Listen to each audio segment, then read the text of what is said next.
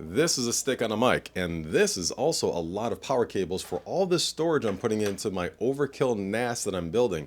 This is the Antec Performance 1 FT case, and yeah, let's start putting all this storage inside of this case. These are Kingston's DC600M solid state drives. Basically, they're data center enterprise quality. Notice the bottom right there. And we're putting 8 of these inside of this PC, and we're gonna RAID them. RAID 6, or for TrueNAS, which is the operating system, that's RAID Z2. Basically, all of these drives put together will appear as one drive. And if any of these fails, or 2 of them fail, it doesn't matter. I can just replace them, no data loss whatsoever, and my read and write speeds are greatly increased. Solid state drives have a limited amount of times that you can read and write to them over time. Because these are enterprise level drives from Kingston, you can actually do that a lot more on these. So let's start mounting these drives on the back of the Antec Performance 1 FT and maybe some down below as well. So we just take these brackets off and just screw them on.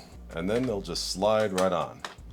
And you can screw them down. Nice. So cable management is somewhat of a thing. Let's say you put 8 drives in a system.